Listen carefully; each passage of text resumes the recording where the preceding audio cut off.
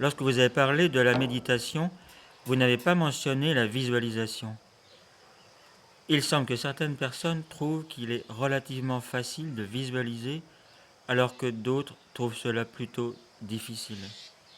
À quel point est-ce important de développer la capacité de visualiser des choses dans notre esprit? Beaucoup de personnes ont du mal à visualiser ce qui leur est décrit, simplement parce qu'elles n'y ont pas exercé leur esprit. Et d'autres parce qu'elles manquent d'imagination, elles sont trop concrètes ou trop physiques. Peut-être pensent-elles que tout ce qui constitue leur être est leur corps physique, qu'il n'y a pas d'esprit en dehors de leur cerveau. Toutefois, le bouddhisme a des méthodes qui vous permettent d'exercer votre esprit et de développer l'aptitude à visualiser au cours de la méditation. En réalité, tout au long de la journée, vous visualisez. Le petit déjeuner que vous consommez le matin est une visualisation. Chaque fois que vous allez faire des courses et penser « ceci est beau » ou « je n'aime pas cela », tout ce que vous regardez est une projection de votre esprit. Lorsque, le matin au lever, vous voyez briller le soleil et pensez « oh, nous allons avoir une belle journée aujourd'hui », c'est votre esprit qui est en train de visualiser. En fait, la visualisation est tout à fait bien comprise.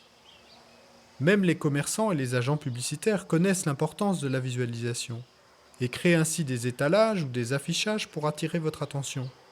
Achetez ceci. Ils savent que ce que vous voyez influence votre esprit, votre visualisation. La visualisation n'est pas quelque chose de surnaturel, elle est scientifique.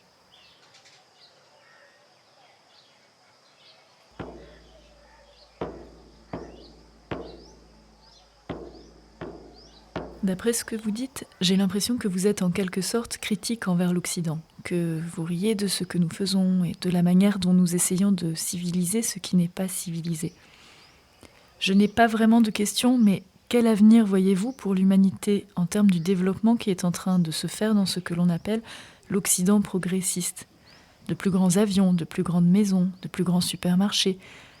Quel avenir voyez-vous pour l'Occident? Je constate que les Occidentaux sont de plus en plus affairés, de plus en plus agités. Je ne critique pas le développement matériel ou technologique en tant que tel, mais plutôt l'esprit incontrôlé. Ne sachant pas qui ou ce que vous êtes, vous passez votre vie à vouloir aveuglément saisir ce que j'appelle une bonté de supermarché. Vous agitez votre vie et vous agitez vous-même. Au lieu d'intégrer votre vie, vous la fragmentez. Observez-vous attentivement. Je ne vous dénigre pas. En fait, le bouddhisme ne nous autorise pas à dénigrer, de façon dogmatique, la manière de vivre de quiconque. Tout ce que j'essaie de suggérer, c'est que vous envisagiez de regarder les choses d'une autre manière.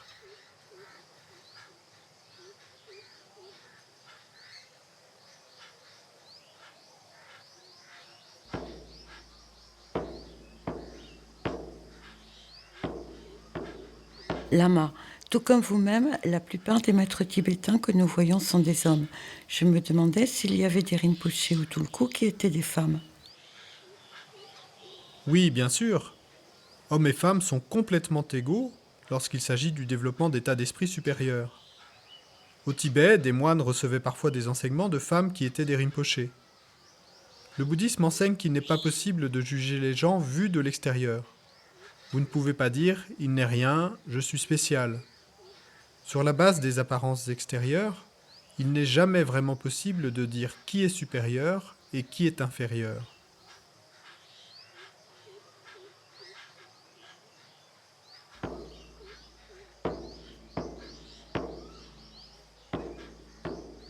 Le rôle d'un monial bouddhiste est-il très différent de celui d'un moine? Pas vraiment. Ils étudient les mêmes choses et enseignent de la même façon à leurs étudiants. Parfois, il est difficile de trouver un maître spirituel. Est-il dangereux d'essayer de pratiquer les tantras, par exemple, sans maître, rien qu'en lisant des livres? Oui, c'est très dangereux. Sans instruction spécifique, vous ne pouvez pas simplement choisir un livre sur le tantra et penser « Oh, comme ces idées sont fantastiques, je veux pratiquer cela immédiatement ». Ce genre d'attitude n'apporte jamais de réalisation. Il est nécessaire de recevoir des conseils d'un maître qualifié. Bien sûr, les idées sont fantastiques, mais sans connaître la méthode, vous ne pouvez pas les inclure dans votre expérience. Il vous faut la clé. De nombreux livres ayant trait au bouddhisme ont été traduits en français. Ils disent « l'attachement est mauvais, ne vous mettez pas en colère ». Mais comment en réalité abandonnez-vous l'attachement et la colère ? La Bible aussi recommande l'amour universel. Mais comment intégrez-vous l'amour universel dans votre expérience personnelle ? Il vous faut la clé, et parfois, seul un maître peut vous la donner.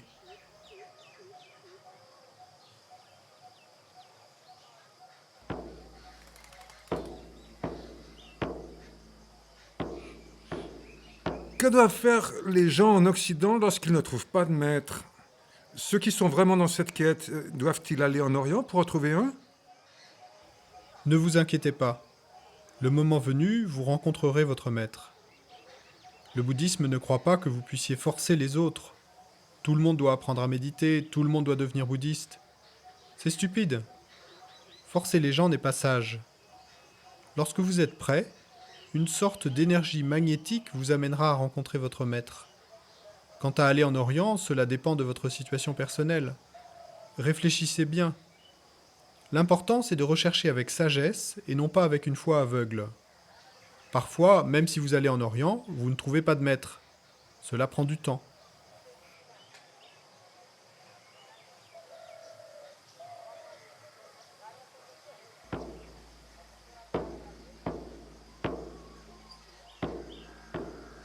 Que pense le bouddhisme du suicide? Les personnes qui mettent fin à leur jour n'ont pas compris l'intérêt ou la valeur d'être nées en tant qu'être humain. Elles se tuent par ignorance.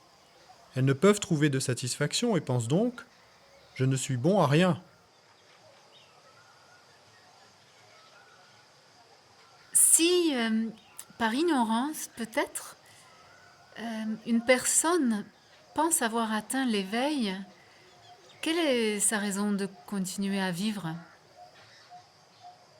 Une personne ignorante qui pense avoir atteint l'éveil est complètement polluée mentalement et ne fait qu'aggraver son ignorance. Il lui suffit d'examiner les actions de son esprit incontrôlé et elle se rendra compte qu'elle n'est pas éveillée. De plus, vous n'avez pas à demander aux autres « ai-je atteint l'éveil ?» Examinez vos expériences. L'éveil est quelque chose de très personnel.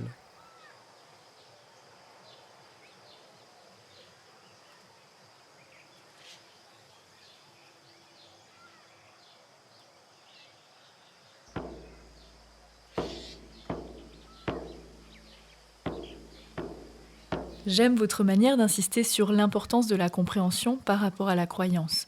Mais je trouve qu'il est difficile de savoir comment une personne élevée en Occident ou qui a eu une éducation scientifique peut comprendre le concept de la réincarnation, le fait qu'il y a eu des vies passées, qu'il y aura des vies futures. Comment pouvez-vous prouver qu'elles existent ?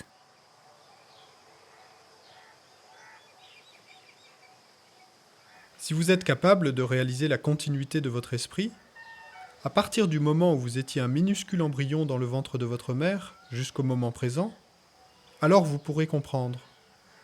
La continuité de votre énergie mentale est un peu similaire au courant électrique provenant d'un générateur, et passant par des fils électriques jusqu'à ce qu'il éclaire une lampe.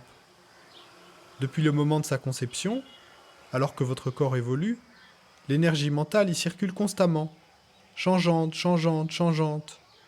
Et si vous arrivez à en prendre conscience, vous pourrez plus facilement comprendre la continuité antérieure de votre esprit. Comme je le dis sans cesse, ce n'est jamais simplement une question de croyance. Bien sûr, initialement, il est difficile d'accepter l'idée de la réincarnation, car de nos jours, c'est un concept tellement nouveau pour la plupart des gens, particulièrement ceux élevés en Occident. L'on ne vous enseigne pas la continuité de la conscience à l'école. Vous n'étudiez pas la nature de l'esprit, qui vous êtes, ce que vous êtes, au collège. Donc, bien sûr, tout cela est nouveau pour vous. Mais si vous pensez qu'il est important de savoir qui vous êtes et ce que vous êtes, et que vous observez attentivement votre esprit par la méditation, vous en arriverez facilement à comprendre la différence entre votre corps et votre esprit. Vous reconnaîtrez la continuité de votre conscience, et à partir de là, vous serez capable de prendre conscience de vos vies antérieures. Il n'est pas nécessaire d'accepter le concept de la réincarnation uniquement sur la base de la foi.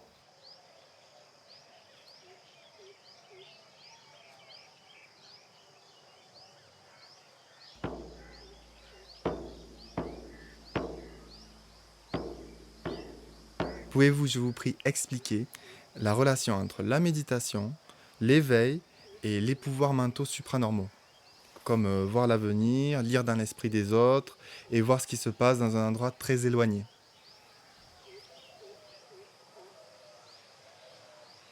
Bien qu'il soit sans aucun doute possible d'obtenir la clairvoyance en développant une concentration en un point, nous avons encore beaucoup de chemin à faire.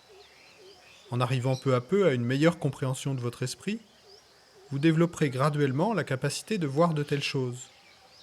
Mais cela n'est pas aussi simple. Ce n'est pas comme s'il suffisait de méditer une seule fois et que soudain vous soyez à même de voir l'avenir ou d'obtenir l'éveil. Cela prend du temps.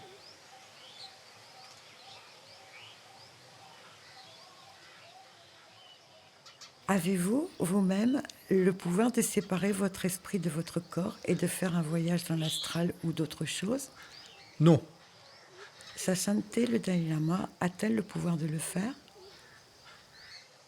le bouddhisme du Mahayana du Tibet possède sans aucun doute une tradition orale ininterrompue d'enseignement sur le développement de pouvoirs surnaturels, qui a été transmise de maîtres réalisés à disciples depuis l'époque du Bouddha lui-même jusqu'à nos jours.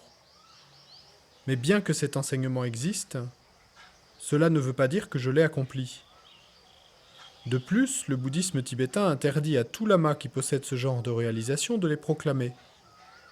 Même lorsque vous atteignez l'éveil, à moins qu'il n'y ait une bonne raison, vous n'avez pas le droit de dire que vous êtes un Bouddha. Soyez prudents, notre système est différent du vôtre. En Occident, vous entendez parler de gens qui disent « La nuit dernière, Dieu m'a parlé en rêve ». Nous pensons que cela peut être dangereux pour les gens de claironner les détails de leurs expériences mystiques. C'est pourquoi nous ne l'autorisons pas.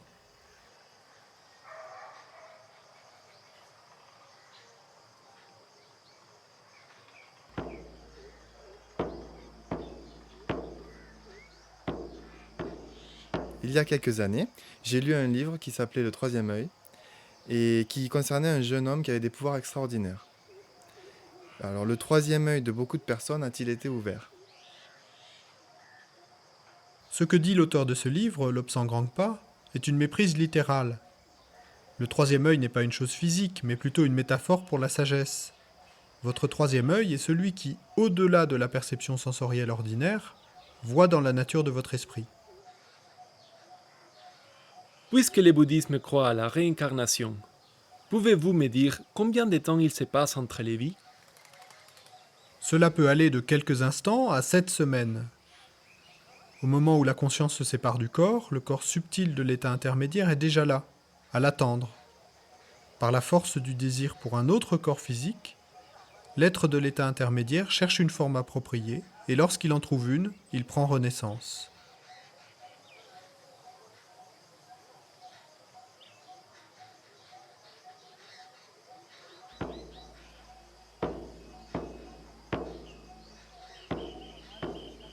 Comment le bouddhisme explique-t-il l'explosion de la population? Si vous croyez à la réincarnation, comment se fait-il que la population s'accroisse sans cesse? C'est simple. Tout comme la science moderne, le bouddhisme parle de l'existence de milliards et de milliards de galaxies. La conscience d'une personne née sur la Terre a pu venir d'une galaxie très lointaine, attirée par la force du karma qui connecte l'énergie mentale de cette personne à cette planète. D'un autre côté, la conscience d'une personne mourante sur cette Terre peut, au moment de la mort, être dirigée vers la renaissance dans une autre galaxie, éloignée d'ici, et cela dû au karma. Si davantage de consciences ou esprits sont attirés vers la Terre, la population s'accroît. S'il y en a moins, elle décline. Cela ne veut pas dire que des esprits entièrement nouveaux viennent à l'existence. En accord avec la nature cyclique de l'existence mondaine, chaque esprit prenant renaissance ici, sur la Terre, provient de sa vie précédente. Peut-être dans une autre galaxie, peut-être sur la Terre elle-même, mais pas de nulle part.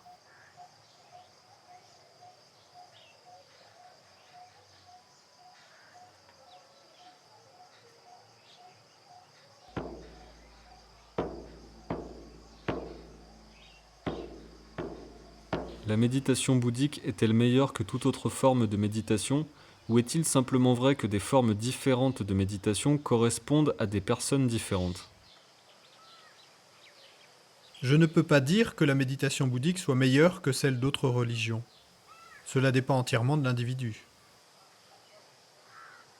Si quelqu'un pratiquait déjà une autre forme de méditation, par exemple la méditation transcendante, y aurait-il une raison pour que cette personne essaie également la méditation bouddhique?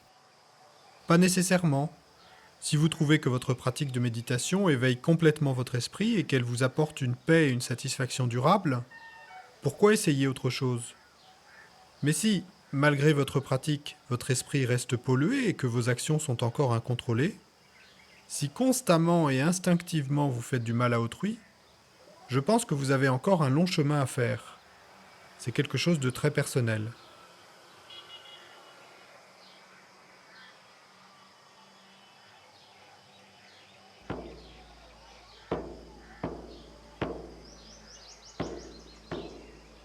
Un bodhisattva peut-il être marxiste dans le but de créer l'harmonie sociale ?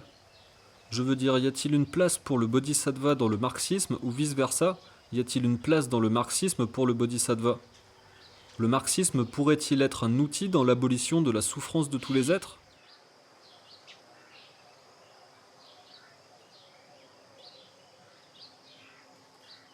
C'est assez difficile pour quelqu'un comme moi de faire des remarques sur les actions d'un bodhisattva. Mais je doute qu'un bodhisattva devienne communiste pour mettre un terme aux problèmes sociaux. Les problèmes existent dans l'esprit des individus. Vous devez résoudre vos problèmes, quelle que soit la société dans laquelle vous vivez, socialiste, communiste ou capitaliste. Vous devez examiner votre esprit. Votre problème n'est pas le problème de la société, n'est pas mon problème. Vous êtes responsable de vos problèmes, tout comme vous êtes responsable de votre libération ou éveil. Sinon, vous allez dire « Les supermarchés aident les gens parce qu'ils peuvent y acheter les choses dont ils ont besoin. Si je travaille dans un supermarché, j'apporterai vraiment ma contribution à la société. » Puis, après avoir fait cela pendant un certain temps, vous direz « Peut-être qu'après tout, les supermarchés ne sont pas aussi utiles que cela. Je serais plus bénéfique aux autres si je travaillais dans un bureau. » Aucune de ces choses ne résout les problèmes sociaux. Mais tout d'abord, vous devez examiner d'où vous vient cette idée qu'en devenant communiste, un bodhisattva pourrait aider tous les êtres qui furent un jour nos mères.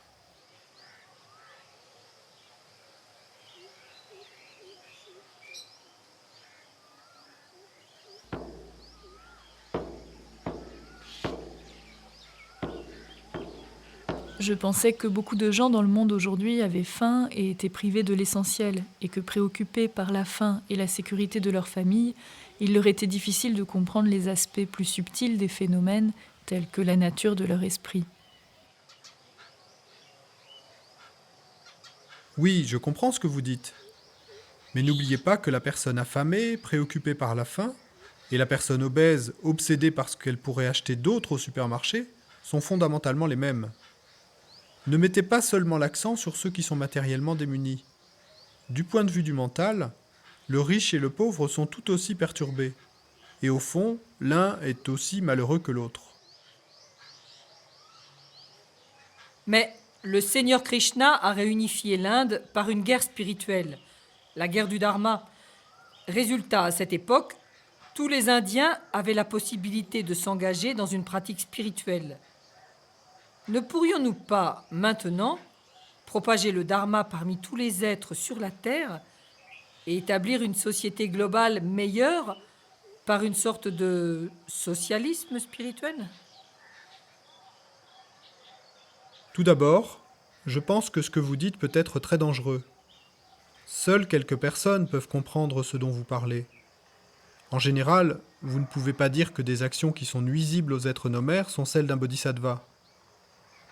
Le bouddhisme vous interdit de tuer d'autres êtres, même pour des raisons apparemment religieuses. Dans le bouddhisme, il n'y a rien de semblable à une guerre sainte. Vous devez comprendre cela.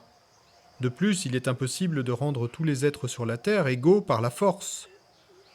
Jusqu'à ce que vous ayez compris pleinement l'esprit de tous les êtres de l'univers, et ayez abandonné l'amour immodéré de soi et l'attachement, vous ne pourrez jamais unifier tous les êtres. C'est impossible.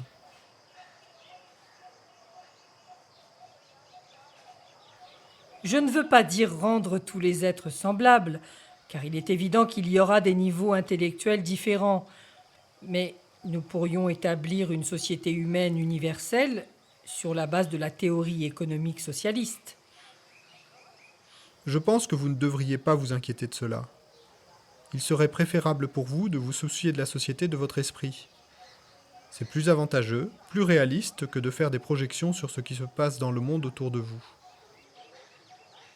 Mais n'est-ce pas une pratique spirituelle que de trouver un équilibre entre la réalisation personnelle et le service à rendre à l'humanité? Oui, vous pouvez servir la société, mais vous ne pouvez pas, juste comme cela, rendre uniformes les actions de tous les êtres en même temps.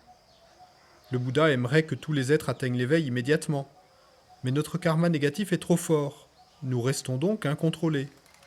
Vous ne pouvez pas agiter une baguette magique « je veux que tout le monde soit heureux » et vous attendre à ce que cela arrive juste ainsi.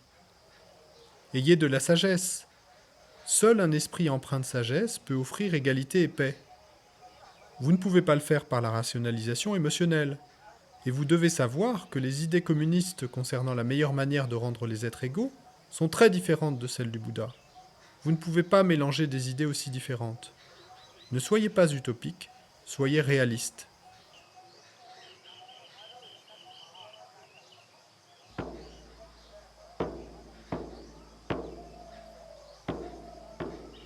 En conclusion, dites-vous qu'il est impossible de créer une société spirituelle commune sur cette planète ? Même si vous le pouviez, cela ne mettrait pas fin au problème des êtres. Même si vous fondiez une structure sociale unique et universelle, il y aurait encore de l'attachement. Il y aurait encore de la colère. La faim existerait encore. Les problèmes résident en chaque individu. Les êtres ne sont pas identiques, chacun est différent. Chacun d'entre nous a besoin de méthodes différentes en accord avec son profil psychologique, ses attitudes mentales et sa personnalité. Chacun d'entre nous requiert une approche différente pour atteindre l'éveil. C'est pourquoi le bouddhisme accepte totalement l'existence d'autres religions et philosophies. Nous reconnaissons qu'elles sont toutes nécessaires au développement humain. Il n'est pas possible de dire que l'une des manières de penser soit valable pour tout le monde. Cela ne serait que du dogmatisme.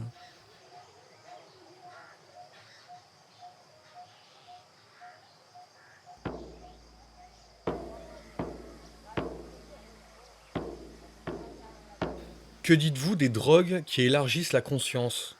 Peut-on faire l'expérience du bardo sous l'influence des drogues? Oui, c'est possible. Faites une overdose, et très vite vous ferez l'expérience du bardo. Non, je ne fais que plaisanter. Il n'y a aucun moyen de faire l'expérience du bardo en prenant des drogues. Pouvez-vous lire les auras des gens? Non, mais chacun a une aura. Aura signifie vibration. Chacun d'entre nous a sa propre vibration mentale et physique. Lorsque vous êtes psychologiquement irrité, votre environnement physique change visiblement. Tout le monde fait cette expérience. Comme l'affirment la science et le bouddhisme, toute matière physique possède sa vibration propre. Ainsi, les états mentaux des gens affectent cette vibration de leur corps, et ces changements se reflètent dans l'aura de la personne. C'est une explication simple de l'aura. Pour obtenir une compréhension plus profonde, vous devez comprendre votre esprit. Apprenez d'abord à découvrir votre esprit, ensuite vous serez capable de lire dans l'esprit des autres. Comment la méditation élimine-t-elle les blocages émotionnels? Il existe de nombreuses manières différentes. L'une d'elles consiste à comprendre la nature de vos émotions. De cette façon, votre émotion est assimilée par la sagesse-connaissance. Digérer vos émotions à l'aide de la sagesse en vaut vraiment la peine. Merci, bonne nuit, merci beaucoup.